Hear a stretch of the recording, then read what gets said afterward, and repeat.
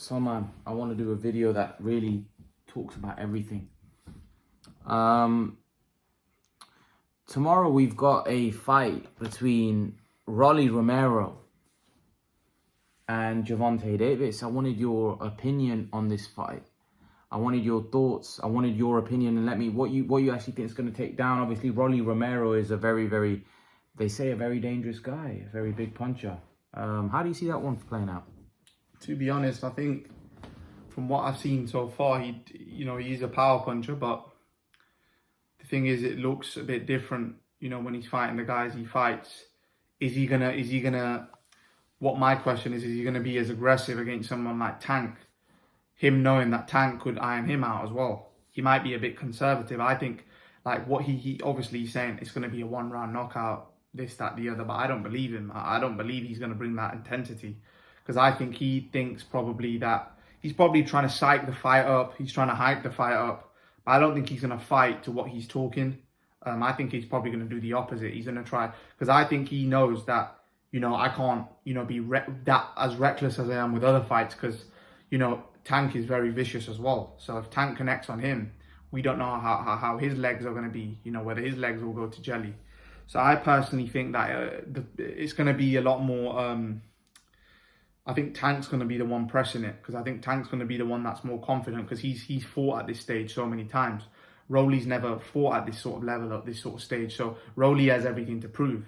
But because of Rolly's lack of ability, I see him getting knocked out between 1 to 6 rounds, to be honest, because I just think he lacks fundamentals, and I just think Tank will time him onto one, and I don't personally think he's as tough as what he's making out he is. I've seen him in a couple of fights, and he was wobbled against Jackson Marinez, and Jackson Marinez won that fight against Rolly. That was a big robbery, and that was on social media and everything. Everyone was cursing Rolly Romero, because they were like, you literally lost that fight like so badly, and you won it. They gave it him. So personally, I just think this is a different level, and this fight won't even go to points. I think Rolly Romero will get stopped. I just think he's a guy that likes talking, but he's not going to be the guy that can walk the walk. He can talk the talk, but I just don't feel this is the guy that can walk the walk, unfortunately. I think he's just a loudmouth guy that he's looking for a lucky shot, which I personally think if Tank early on, even if he does throw those windmills, I think Tank can get out of the way. We've seen, Tank over the last couple of fights has shown a lot better defense. Like in the Pitbull Cruz fight, he hurt his hand and he showed good defense. And, a lot of people said that, like, after the 8th round, it was close. But then obviously Tank, outboxed him the last couple of rounds and, got the fight. So I think Tank will outgun him in every department, to be honest. I think probably Tank has a better chin. I think Tank punches harder. Tank's got the better boxing ability. I just think Tank has got more dog, personally, from what I've seen. And I just think Rolly Romero is probably going to get brutally hurt in this fight. I think he'll get brutally knocked out, because he's riled Tank up, and a riled up Tank, he does damage. So I don't think it's going to be good for Rolly. What's your prediction? As I just summed it up, I think Tank's gonna iron him out with between 1 to 6 rounds. It could be, I wouldn't even be surprised if Tank knocks him out within the first minute. I'm being honest, because I don't know how good this Rolly guy is, because he's not fought nobody. His legs could just go to jelly as soon as he gets hit. With Tank, I know he's got a chin. I've seen him being hit, and, he's been pushed back, against bigger guys. I've seen that. So, do you think Gervonta Davis leaves Mayweather after this fight? Do I think he leaves Mayweather after this fight? He could do, but as he said, that his contract is up. He said in an interview, my contract is up, but I could still re-sign with Mayweather Promotions.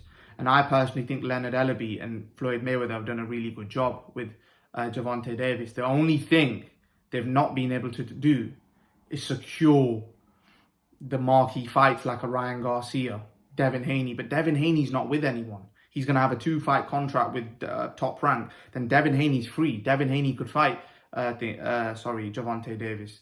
Ryan Garcia's already been offered the fight with Tank by Leonard Ellaby, and at that point, Oscar De La Hoya said he wasn't ready for Gervonta Davis. So maybe after this fight, right, Ryan and Tank can get it on. or Ryan and Devin once Devin's, fought Kambosos. I think those are the fights now. Those are the fights that need to be made. But I think now, after this Rolly fight, Tank won't be fighting no lower tier fighters, or otherwise he will leave Mayweather. It'll have to be the marquee fights with Mayweather. He's going to have to get Devin Haney on, because Devin Haney's not with anyone, so Devin Haney will fight on Showtime and PBC. He doesn't care. He just wants the biggest and best fights. So he'll fight Tank. But will Ryan Garcia fight on a Showtime PBC bill? I don't know. That's the issue. That's the issue. That's what's probably stopping that fight. But the Devin Haney fight, I can't see why that would be stopped. But then again, you've got Leonard Ellaby coming out saying that fight doesn't make sense right now. Devin Haney doesn't bring enough to the table, because he's saying that's a mega fight. So he's like, at the minute, it's not a mega fight because Devin Haney's not bringing enough to the table. He needs to build himself, beat Campos, build his name a bit more, then make it into a mega fight. That's what I think Leonard Ellaby wants to do. Salman, I want to take you on to another topic. Canelo v. Benavidez, the Mexican monster. Mexican monster David Benavidez. Antonio Tarver said that David Benavidez's style is tailor-made for Canelo, but a lot of people think the Mexican monster David Benavidez is going to iron Canelo out, and that he's going to be too much for Canelo. How do you see that one? David Benavidez is making a big name for himself. He seems like a very, very dangerous man. What do you make of it? To be honest, I don't think he irons Canelo out. He's not going to iron Canelo out. No one's been able to iron Canelo out. Guys like Golovkin, all the top fighters he's fought, no one's been able to iron him out. So David Benavidez a slow feet, a bit like Canelo, but he's not gonna iron. David Benavidez isn't gonna iron Canelo out. If anyone's getting ironed out in that fight, there's only one guy, and that's David Benavidez. David Benavidez, you got to realize all these guys have physical advantages over Canelo, and Canelo's still beating them. Those guys, he's a guy that's come up from 147. And these guys have all the physical advantages, and Canelo's still beating them at 168. So I personally think, I think Canelo will, don't get me wrong, David Benavidez will put up a fight. David Benavidez can fight. David Benavidez, you can tell he can fight. He lets his hands go. He's not a shy fighter. He will give it a go. But when it gets into a toe-to-toe, then it's about who has the best chin and who has the most dog. And I don't think we can question Canelo's chin or dog. Yeah, Canelo might have been outboxed by Bivol and Mayweather, but you can't class it. You can't question his heart and his chin. I personally think Canelo will probably stop David Benavidez, but you never know. You never know. David Benavidez might do a job. I just don't know how good David Benavidez is yet. I don't if he fights Caleb Plant and destroys Caleb Plant, then I can use that as a measuring stick.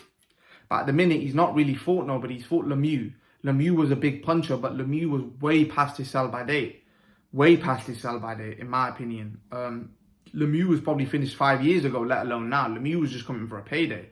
So I don't really know what I can make of this fight against Lemieux. He's probably had... I think the fight against Anthony Durrell was a way better fight than the Lemieux one. I think Anthony Durrell put up a good fight against David Benavidez. And Anthony Durrell, this is Anthony Durrell at the end of his career. Is this the Anthony Durrell that fought Carl Froch? No, that's Andre Durrell. This is his brother, Anthony. Yeah, so I don't know which one's better, but the matter of the fact is that he had a good fight with Anthony Durrell, or whatever his name was, right? That was his probably hardest fight to date in his career. So we're just going to have to wait and see what David Benavidez does in the future, because I'm not really too high on these fighters at the minute, like Benavidez. Until they prove themselves, but even Boots, Benavidez, they've got to prove themselves, no matter how much talent they have to the eye, unless they get in there with someone that's a guy that's a well-known fighter, that's known in the boxing, fraternity as a great fighter. We don't know how good these guys are, because it's different when you get in there with a good fighter. Your weakness gets exposed. You don't know what these guys, at the minute, we don't know what David Benavidez's weakness is, because he's never been in there with anyone that could expose those weaknesses anywhere even close to, they picked Lemieux because they thought Lemieux was a big puncher, but Lemieux was finished at that point. So not really a good gauge, not really a good test. Got to fight Plant next. He's got to fight Plant. But I don't know whether Plant wants that smoke, to be honest. Plant might not want anything to do with David Benavidez. So we don't know. Plant talks a big game that, oh yeah, I'm always ready, this, that, the other. But why aren't the fights being made then? That's a simple fight. They're both with the same platform. Why is that not being made? That should be a... Canelo just fought Bivol and his next fight's been announced. September the 17th, fighting Triple G. These guys don't fight. Canelo fights 3-4 times a year. And he's the pound for pound he's the pound for pound king. You know, he's lost one fight against Bivol trying to be great. And now he's pound for pound number 10 or something. Now I seen number 7. It's crazy. It's crazy, you know. How many other fighters are doing that? You know, going way out of their comfort zone, Like, I think still Canelo's top 5 pound for pound, but people now put him number 7, number 8. It's like he's lost a fight, now they just disregarded everything. That's the issue. Like, when you lose a fight, no, people will just end up disregarding you. They're just like, oh yeah, he was always like that, this, that, the other, even though he's achieved so much after that. But that's the problem in boxing. Like, when you lose, people just write you off. They write you off. Like with Canelo, like they've wrote him off against Bivol. They just said that, oh, no chance against Bivol, this, that, the other. You know, now they're giving Golovkin way more of a chance. What do you think about the Golovkin fight? Do you think that's a good fight?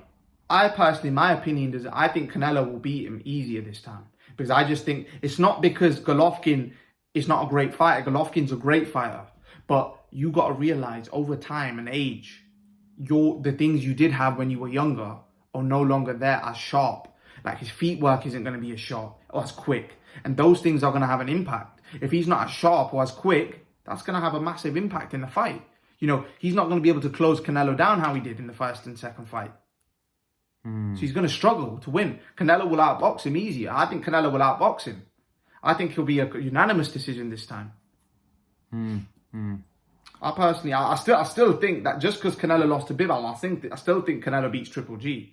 If Canelo was to lose to Triple G, that just goes to show how great Triple G is. And at 40 years old, beating an in-prime Canelo, that would be on a different level. And he would have finished Canelo's career off. So, man, I wanted to get a quick thought about David Avanesian and Virgil Ortiz that's been announced. Obviously, we know that Conor Benn has been avoiding David Avanesian. A guy that is a monster, really, seen as a monster. What do you make of this fight? Who wins this fight, Salman? Is this potentially a dangerous fight for Virgil Ortiz? Sorry, is it genuinely been announced? Yeah, it's been announced, yeah. Next fight. What day is it? I can't remember, but it's been announced. I can't remember the exact date, but it's... To be honest, if I'm going to be brutally honest, like, Josh Kelly was Josh Kelly, right? Virgil Ortiz knocks David Avanesian out. He punches way too hard, and it'll be too much for Avanesian, unfortunately. Avanesian got stopped by Kavalauskas. Virgil Ortiz splattered Kavalauskas. Styles make fights, though. Nah, Styles make fights. He's not gonna beat Virgil Ortiz. This guy's a guy with all knockouts. He's not beating Virgil Ortiz. You don't think so? Nah, come on. You got to realize they're putting guys like Avanesian in with Virgil Ortiz for Virgil Ortiz to get experience. That's an experience. Conor Benn's been ducking Avanesian. Yeah, but obviously Virgil Ortiz is obviously a guy with, you know, he's touted, he's rated a lot more. You know, Conor Benn's probably thinking he wants that Keith Thurman smoke. But a lot of people have said online that he's not ready for Keith Thurman. Keith Thurman would iron Conor Benn out right now. Look, I don't know what route they're taking. Look, if they get the Thurman fight, then they're not avoiding Avanesian, because they're taking a bigger fight, and Thurman's a way better. Everyone knows Thurman's better than Avanesian. So I don't know what their plan is. Maybe, I personally don't think as Conor Benn as a person is scared of David Avanesian from the way he comes across to me. I don't think he's a guy to duck a fight, that Conor Benn. He wears his heart on his sleeve. He's not really a scared sort of fighter. I think it's more to do with just they may be able to get bigger fish, you know. And if you can get someone like Mikey Garcia or Keith Thurman or Danny Garcia, then no one's going to really say he's ducking David Avanesian, because everyone would pick those guys to really dismantle David Avanesian. And personally, I don't know. I don't think he's done. I don't know what people think, but I think Conor Benn would beat David Avanesian. I think David Avanesian could cause him problems, but I think Conor Benn punches hard. And I think his punching power would be the difference in that David Avanesian fight compared to the Josh Kelly one. I don't think that fight goes 12 rounds, David Avanesian, Conor Benn. I think Conor Benn will iron him out. I think that's my opinion. I might be wrong, but I just personally think if Conor Benn was to fight Avanesyan, it's not that he's scared, but I think Conor Benn would beat him. Because I think Conor Benn's too young, too fresh, and punches too hard at this point. And if Conor Benn hurts David Avanesyan, fight's done, finished. Game over. Because he's not going to let him off the hook like Kelly. Alright guys, leave your thoughts. Let me know what you think in the comment section below. That's our opinions about the fight. And we'll see you guys in the next video. Peace.